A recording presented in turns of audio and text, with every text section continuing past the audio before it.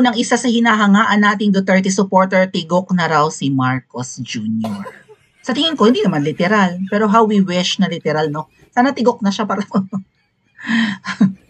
masama man manalangin ng masama sa kapwa, deserve naman niya yun, di ba? Peste siya eh. Kaya nagkakandalunod-lunod kayo dyan sa baha ngayon, di ba? Ang lakas ng ulan at bagyo sa Pilipinas ay dahil sa kainutilan ng mga nakaupo at hindi naman sila takot kay Ngiwi Jr., di ba? Ano mangyayari dyan sa mga flood control projects na yan? Pag-usapan natin mamaya, tina-target nila si Pierre, ang Davao City, no? Ang baluarte ni Tatay Digong. Ano mangyayari sa mga nalaman na yan, mga kababayan, na mga contractors na substandard yung kanilang mga pinagagawang flood control projects? Ano ang parusa sa mga kasabwat nilang politiko? Ba't yan ang mga kinuha? Kasi ganun yun eh. I think, di ba, lahat dapat masisi. Hindi pwedeng contractors lang. Bakit mo pinili yung contractor na yun kung substandard pala gumawa? Kung bulok palang gumawa, ba't yun ang kinuha mo? Right? Ba't mo tinipid? O sa pinto ng baha, may mamamatay, may magkakasakit. Alright? Hindi. Gustong-gusto kasi nila mga kababayan itong flood control kasi kapag hindi sumasama ang panahon sa Pilipinas, walang problema. Hindi malalaman na bulok yung kanilang ginawa. Halimbawa, tag-araw, ganyan.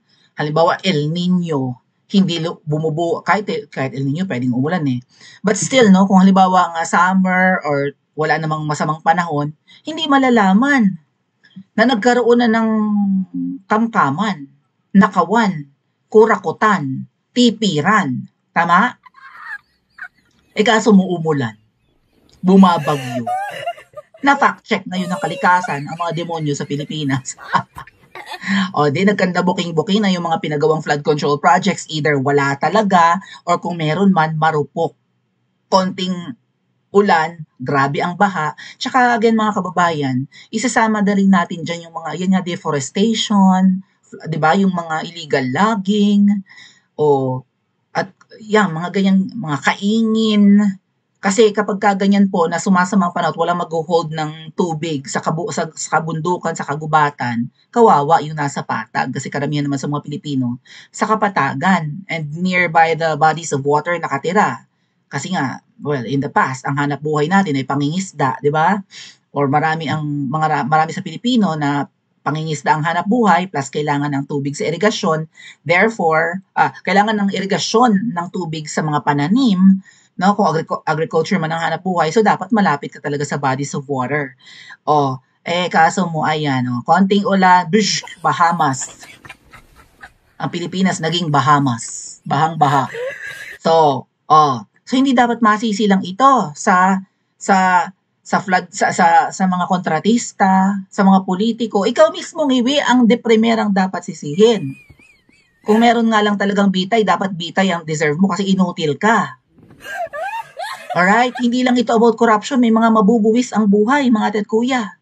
Sa ganyan, sa mga baha-baha, flash flood, mawawalan ng hanap buhay, may magugutuman, bilyon-bilyon na ari-arian ang masisira ng baha, malulubog sa tubig ang mga bahay, muebles, appliances, sasakyan, magkaka-leptospirosis, ay okay na.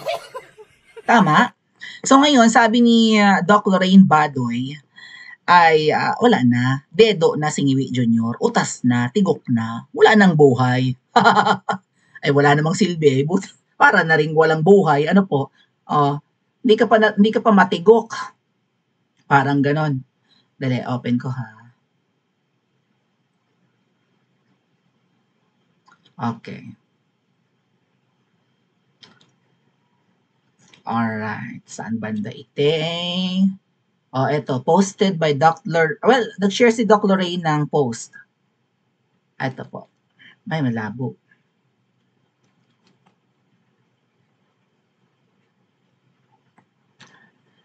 So ano bang sinasabi dito? Ang sabi ni Doc Lorraine ay Ngiwi ba? Tapos na to. He's dead. Politically. Tigok na. Patay na.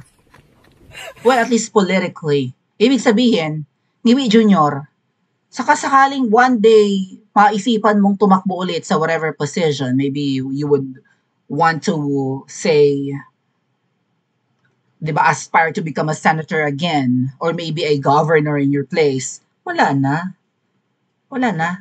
Hindi ka na mananalo unless mandadaya kayo.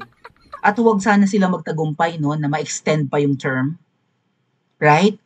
Huwag sana nilang ma-hocus-pocus ang konstitusyon natin plus yung election natin katulad ng nangyari nitong nakaraang Mayo.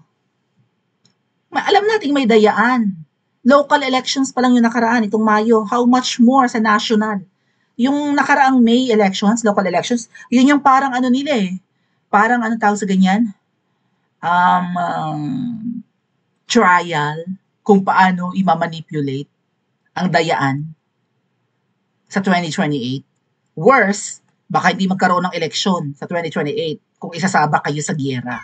Gusto makipag-giyera ni Iwi. May aning, right? Wala na sa tamang pag-iisip. Brain dead. O whatever. Sipin nyo, hindi ka nga manalo-nalo sa giyera kontra kahirapan, giyera kontra kagutuman, makikipag-giyera ka pa sa China. You must be out of your mind. At kung makikipag-giyera ka man, sana ang unang missiles na lumagapak sa Pilipinas, dyan mismo sa Kamangyang. Para tapos ang problema. Or maybe sa House of Representatives. Yung mga tamaan ng missiles, no? Para tapos ang problema ng mga Pilipino. So, si Ngiwi tapos na to, he's dead politically. People hate him. Oh, we're all just creating the fitting end to this rotting stink pot druggie addict daw.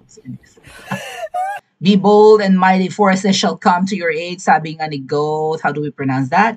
Be bold. Oh, sabi kasi dito sa share ni Doc Lorraine Badoy na article mga kababayan, si Marcos Jr. daw ang palpak. Okay, hindi yung flood control. So siya yung ultimate na palpak na leader. Kung hindi ka kinatatakutan ng subordinates mo, gagawin nila ang asal. Lahat ng asal nila. Di ba yung analogy ko nga, sa isang classroom, kung merong class president, tapos ang liligalig ng mga kaklase mo, ibig sabihin, inutil kang presidente. Na hindi mo ma-designate sa mga officers mo, sa sergeant at arms, ganyan, sa secretary, sa treasurer, sa auditor, whatever. Yung mga responsibilidad para ang classroom nyo, classroom na nga lang yung comparison natin para konti, ay running smoothly, organized, disciplined. Diba? Walang pasaway, walang maingay, walang matigas ang ulo, walang bully, walang makalat, walang basto sa teacher. Ay kung inutil kang class presidents, dapat kang paltan. Kung ako ang teacher, kung ako ang advisor ng class na yan, inampas ko na ng ruler ang mukha. Well, I believe in corporal punishment. Right? Pagdating ko ng classroom, dapat maayos kayo. Hindi yung nagliliparan yung mga papel, nagbabatuhan kayo, may mga nagpapabebe, may nag-EML. Di pwede yan. Diba? Oh, ay Singiwi, wala siyang ginagawa. Kaya yung kanyang mga nasasakupan, todo nakaw, palakihan ng nakaw. Ay ang katwiran nga ng mga nasa ibaba or mga nasa local government ng mga politiko, tiba-tiba nga yung nasa taas dapat kami rin.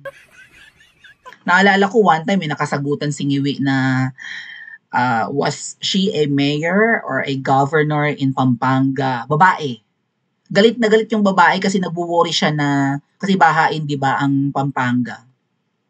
Galit na galit siya, nagwo-worry siya na yung flood control projects ng kanyang baluarte or ng kanyang nasasakupan ay mukhang hindi maibibigay. Ay, akala ko may isa ng matapang na pumalag noon kay Ngiwi.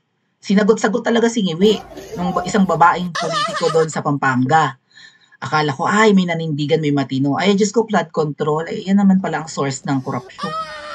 At ayaw nila na mabawasan ang kanilang flood control project. Ay, yung budget nga kahapon, pag-uusapan natin, yung budget para next year. 'Di ba? May mga inalisan na ng budget yung kanilang project ng DPWH, malamang included doon yung mga flood control plus yung mga kalsa-kalsada, mga tulay-tulay. inalisan daw ng budget. Biktima pa nga si ano, 'di ba? Si Sandro. Pati daw si Sandro inalisan ng budget yung mga hindi pa nagagawa. Yung iba daw na mga cities and municipalities na tapos na yung flood control, binudgetan pa raw ulit. Eh ano pang paglalaanan noon? Eh, tapos na nga yung flood control. Tapos na yung ibang proyekto na gagawin ng DPW. Maanomalya daw ang budget next year. Yung budget nga ngayong taon, maanomalya. Yung binabalak pa lang na budget next year, maanomalya na kaagad. Ano ba yan? Well, ang sabi nga ng mga double agents, ng mga Duterte supporters ko, no, mag-intay tayo ng 2028. Yun daw ang tamang gawin. Ayaw daw na, meron pa nagsabi ha, ayaw ng mga Duterte ng people power. Alam nga explicitly sabihin ng mga Duterte na gusto namin yan. 'Di ba? Oh, ay kung puro kawalang hiyaan na sino ang dapat kumilos? Sino ang boss ng mga nakaupo? 'Di ba tayong taong bayan? Tapos yung mga nakaupo, ganyan. Todo nakaw, hayahay ang buhay, pasarap. Waldas, binawaldas ang pera, kinukurakot. Tayo nga. Hirap na hirap sa buhay, ang mahal-mahal ng bilihin, ang liit-liit ng sweldo, bumabaha. Dahil, so pumalpak daw si Ngiwi, it's not, about pala kay VP to. It's not VP Sara Duterte who's failing. Kasi di ba parang baksak daw si Vice President Sara parang hindi siya, hindi siya effective na DepEd Secretary. Diyos ko pong alam namin ang katotohanan na si VP Sara lang noon ang matino mong secretary. Na alam namin hindi kurakot at matinong nagtratrabaho, inanti nyo lang, kaya nag-quit. So may mga sinasabi kasi sila na, palpa kasi siyang, di ba, DepEd Secretary daw, kaya daw nag-resign or gano'n.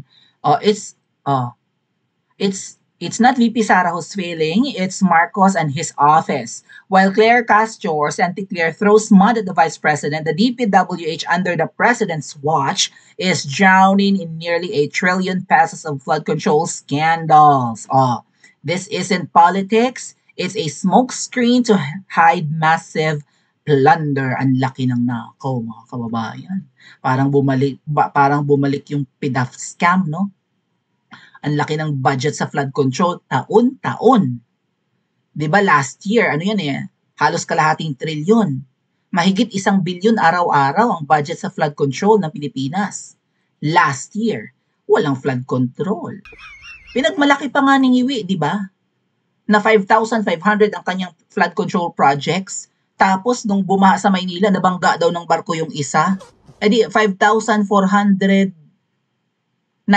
na lang yon. Isa lang naman pala ang nabangga ng barko Niyabang-yabang niya. Kaya ngayong huling sona niya, hindi niya may pagmalaki na meron talaga siyang flood control. Ang sinabi na lang niya, mahiya naman kayo. Sabi ko nga sa inyo mga kababayan, kung ikaw presidente ng classroom, no? Ikaw ang mataas sa inyong section. Pag maingay, maligalig, nagsasabunutan na, nagbabatuhan na, 'di ba? Makalat ang classroom, ang sasabihin mo lang sa kaklase mo, classmates, mahiya naman kayo. What the heck? May sinabi pa yata siya na heads must roll daw, di ba? Heads will roll. May ganun siyang sona, di ba? Ibig sabihin, meron talagang mapaparusahan. May gugulong daw ang ulo. So either, hindi naman yun literal, pero may matatanggal sa pwesto, may mapaparusahan, ganyan. Di ba? May makukulong. Walo. Budol. Hanggang kailan? Hanggang 2028? So again, sabi ni Doc Lorraine, wala na. Tapos na ang karir mong Ngiwi. Gustuhin mo mang bumalik sa kahit anong posisyon, wala na. Mananalo ka na lang by means of dayaan. Pero sabihin mo, tatakbo ka ulit? Sa tingin, ito na may walang alam na trabaho Sa tingin ko mga kababayan, nung naging senador ito, hindi naman siya ang nagtatrabaho, baka yung babaeng ahas. Right? So wala na. Tapos na ang political career mo. Pinagbigyan ka na 3 taon, kalahating term ka na, lagpas kalahati na, wala pa rin. Ginagawa, pupunta ka lang doon sa mga flood control, magtuturo-turo ka lang na para kang may ginagawa. Manduloko Ngiwi, paalala lang galing kami sa isang excellent na presidente. Ang sinundan mo, ang predecessor mo, excellent, partida. Sumabog ang bulkan, nagka-pandemic pa. Pero na-survive. Okay? Pero ikaw walang pandemic, grabe ka magwaldas ng pera. Pero wala kami nakikitang proyekto.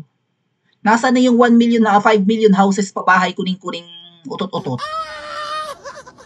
Ano, yung mga homeless ngayon, lahat may bahay na? Nasaan ang infra mo? Kahilig mong mamasyal. Nasaan bilyon ang ginastos mo sa pamamasyal? Baka hindi lang bilyon, baka nga bit-bit na ang mga dapat bit-bitin. Ano, may ROI ba? Nagsisipag-alisan ang mga investors sa Pilipinas. Ayaw mag-invest sa Pilipinas, mahal ang kuryente. 'Di ba? Mahal ang internet, mabagal pa. Ang tubig hindi rin reliable. Nuknukan ng lala ng traffic. Ayan pa ang baha. So, ano ang mangyayari? May pagkakataon pa kayo makabalik to sa pwesto? Or, halimbawa, maging senador, maging governor ulit? Ano, dadaanin na lang sa ano? Kapag nag-ikot ka nga ngiwi, walang lumalapit. Walang pumapalakpak. Walang naiiyak at natutuwa na ikay nakita, unlike VP Sara. So, tigok na ba ang future ni Ngiwi at ano ang kanyang gagawin para manatili sa power? Paki-comment po sa comment section at mag-like and subscribe din po kayo.